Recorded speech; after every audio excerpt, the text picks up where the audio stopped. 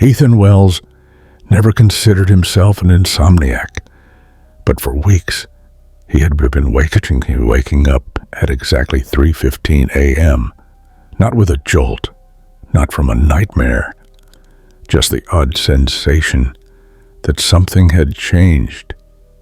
It was always the same. The clock on his nightstand would blink from 3:15 to 4:15 in an instant, and his body would ache as if he had run a marathon. The feeling was disorienting, a hollow exhaustion in his bones. One night, he decided to stay awake. He sat in his bed, eyes locked on the glowing red numbers of his alarm clock, determined to catch whatever was happening. But as soon as the clock hit 3:15, darkness swallowed him. No warning, no gradual drift into sleep, just a sudden void. When he opened his eyes, the clock read 4:15 a.m., and his body ached worse than ever. Something was wrong. He wasn't just sleeping through the hour, he was losing it.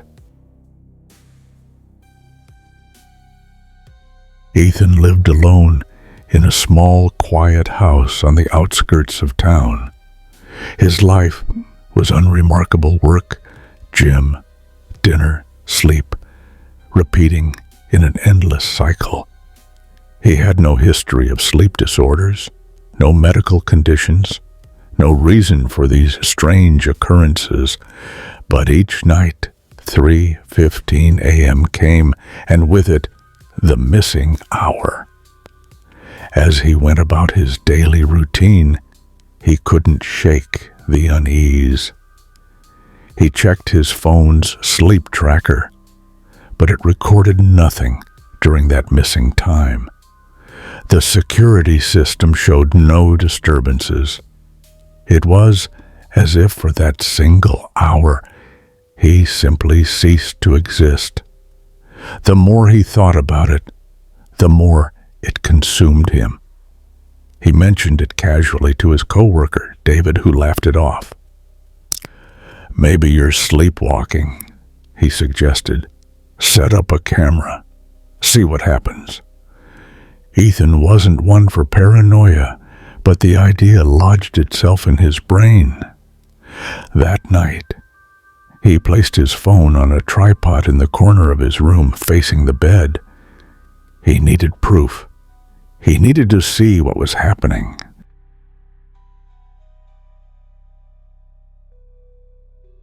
Ethan wasn't a detective, but he approached the mystery with logic. He set up the camera, checked his surroundings, and lay in bed, waiting for the hour to come. Sleep eluded him, his heart pounding in anticipation. The red glow of the alarm clock seemed to pulse in the dark. 3:14 a.m. He gripped the sheets, forcing himself to stay conscious. The air in the room grew heavy, thick, like a presence was settling in. Then nothing. The next thing he knew, the clock read 4:15 a.m. His head pounded, his body ached, and his throat was dry as sandpaper. He fumbled for his phone, hands shaking as he unlocked it. The video file was there. He hesitated before pressing play. At 3:15 a.m., his sleeping body shifted unnaturally. Slowly, he sat up, movements too fluid, too deliberate. His head turned toward the camera, though his eyes were still closed. Then, without hesitation, he stood and walked out of the room. The video ended. Ethan stared at the screen, nausea curling in his stomach. He didn't just sleepwalk, he left. Where had he gone? What was he following? He scrubbed through the footage again, pausing at the moment he turned to face the camera. Something was wrong with his reflection. The eyes, open or not, seemed to glow faintly. And then there was the subtle shift in the air around him, as if something unseen lingered just outside the frame. A new fear rooted itself in his mind. He hadn't just been walking in his sleep. He had been leaving for a reason, and whatever he was following, it was waiting for him to return. Tomorrow night, he would follow himself and find out the truth. The next night, Ethan prepared. He set up multiple cameras, not just in his bedroom, but in the hallway, the front yard, and by the back door. He locked the doors, checked the footage from the previous night again, and sat in waiting for 3:15 a.m. The red glow of the clock ticked forward. 3:15 a.m. His hands gripped the sheets. The air was thick again, pressing down on him like an invisible weight. And then, darkness. He gasped awake at 4:15 a.m., body drenched in sweat. He grabbed his phone and opened the recordings with shaking hands. The bedroom footage showed the same eerie sequence. His body rising from bed, moving with an unnatural grace. But this time, when he left the room, another figure entered the frame. A shadowy form, just out of focus, followed him. Ethan spent the next day obsessing over the footage. The figure was impossible to make out. Neither entirely human nor entirely real. Its presence sent chills down his spine. Whatever was happening, he wasn't alone. He needed answers. He reached out to David again, explaining the situation in hushed tones. David, now concerned, suggested seeing a sleep specialist or even a hypnotist. But Ethan wasn't sure a medical explanation would suffice. Instead, he started researching cases of missing time, sleepwalking phenomena, and supernatural occurrences. He found chilling reports of people experiencing lost hours at the exact same time, 3:15 a.m. None of them remembered where they went. And in some cases, those who had tried to follow themselves had never been the same afterward. That night, Ethan made a reckless decision. He placed a tracking device on himself, hoping to pinpoint where he went. He set up the cameras again, ensuring every possible angle was covered. At 3:15 a.m., the darkness came. When he woke at 4:15 a.m., his tracker was missing. The cameras had all been shut off. And scrawled in jagged writing across his bedroom wall were 3 chilling words. "You followed too far." Ethan could no longer deny it. He was being pulled somewhere, and something knew he was trying to uncover the truth. Determined.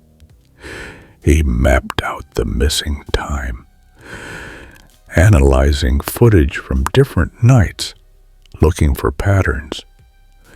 The shadowy figure appeared more frequently, always just outside the frame, growing clearer, its shape almost human but distorted. Watching him, he made a plan. Tomorrow, he wouldn't just set up cameras. He wouldn't just watch the footage. Tomorrow, he would follow himself in real time. The next night, Ethan took a risk. He set an alarm for 3:40 a.m. and forced himself to stay awake As the clock shifted to 3:15, the world didn't go dark. Instead, he saw himself his rise from the bed. And this time, he wasn't the only one watching. Ethan's pulse pounded as he remained awake at 3:15 a.m., watching himself rise from the bed. The air in the room felt impossibly heavy, and an unnatural stillness settled around him. His other self moved with eerie precision, turning toward the doorway with an unsettling slowness. Then, as if sensing him, the figure froze. Ethan held his breath. The other version of him cocked its head slightly, as if listening, and then took a deliberate step forward. But it wasn't walking toward the door. It was walking toward him. He gasped and scrambled backward, his heart hammering. The version of him standing across the room twitched slightly, as though adjusting to some unseen force controlling it. Its head tilted, its lips parting as though to speak, but no sound emerged. Instead, the shadows around it deepened, stretching unnaturally across the walls. Then the clock blinked. 4:15 a.m. Ethan jolted, gasping for breath, as if he'd surfaced from drowning. The room was exactly as he had left it. No figure, no movement, but his body ached worse than ever, his muscles burning as if he had been running for hours. The next morning, Ethan sat in his kitchen, hands shaking as he replayed the footage. His doppelganger had stopped inches from his real self before the screen cut to black. No transition, no explanation, just a complete erasure of what had happened next. His tracker was gone again. His body ached worse than ever. But this time, there was something new. On his wrist, just below the skin, a faint bruise-like mark had appeared. A perfect circle. He was being marked, tagged, prepared. He scoured his notes, connecting theories. Every missing hour, every report of lost time at 3:15 a.m. all pointed to something ancient, something beyond comprehension. What if the missing hour wasn't just a gap in memory? What if something was happening to the people affected? Something that rewrote reality itself. He went back through old forums and deep-dive conspiracy websites, finding similar cases scattered across decades. Some people lost entire days, others only minutes. A recurring thread in these cases chilled him. Many who recorded their missing time spoke of seeing themselves, and some, like him, found marks on their bodies. But what frightened him most were the cases where those affected simply disappeared. Their last known posts spoke of an impending dread, an awareness that something was about to take them, and then nothing. Their accounts would fall silent. Ethan needed answers. He returned to the dark web forums where he had first found reports of missing time. One user, who went by the name Remnant, had posted chilling descriptions of an identical phenomenon.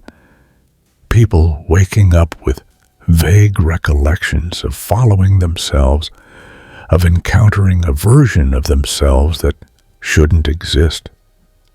Ethan messaged, desperate for clarity. A response came within minutes. If you have made it this far, it's too late. You don't just wake up different, you become something else. They're not taking you, they're replacing you. His heart pounded as the screen flickered. His Wi-Fi signal cut out. The lights dimmed.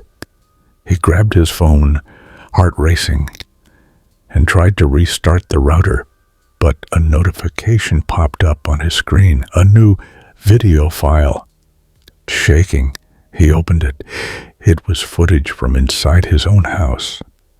The camera feed was grainy, static, distorting the screen, but it showed his bedroom, his bed, and him. But the figure in the footage wasn't asleep. It was standing beside the bed, staring directly at the camera. And then, from the hallway, he heard a voice that made his stomach drop. His own voice. "Ethan, come back to bed." Terror rooted him in place. He knew, without a doubt, that he had not spoken those words. Slowly he turned toward the hallway, where his own silhouette stood watching him in the darkness. He had waited too long, and now he was no longer alone. Ethan's breath hitched as he locked eyes with his own silhouette standing in the hallway. The figure didn't move, didn't breathe, just stood, watching him. The dim, flickering light of his apartment buzzed, casting his duplicate's face in shadow. Then it took a step forward. Ethan bolted. He sprinted into the kitchen, grabbing the first weapon he could find. A heavy metal flashlight. The air around him felt thick, pressing against his body like an unseen force trying to hold him in place. He turned just in time to see his doppelganger standing impossibly close. "You can't stop it," the figure whispered in his voice. "You already belong to us." Ethan swung the flashlight, but it passed through empty air. The moment his arm moved, the figure vanished. Then he heard it. His own footsteps moving toward him from behind. Panic clawed at his mind as he ran to his bedroom, slamming the door shut and shoving a chair against it. His pulse hammered as he fumbled to check his phone, desperate for proof, for an answer. But the screen was dead. Just static and fragmented audio. And then, through the crack beneath the door, he saw movement. Shadows lengthened unnaturally, stretching toward him like grasping fingers. A whisper filled the air, layered voices overlapping, some his own, some unrecognizable. "We are already here." Ethan clenched his fists. He refused to be taken, to be replaced. He forced himself to think, to recall the research, the patterns, the missing time, the cycles, the markings. It all pointed to one thing. This wasn't just happening to him. It had been happening for years, decades, and no one who had reached this point had ever stopped it. He glanced at the clock. 4:14 a.m. 1 minute left. He had to break the loop. Ethan forced himself to move. If they had marked him, if they were trying to replace him, then he needed to do what no one else had done. Reject them. He reached the breaker panel in his closet and yanked the switches, plunging the entire house into complete darkness. He fumbled for the camera he had set up earlier and turned the screen toward the door, recording everything. The whispers stopped. For a moment, silence.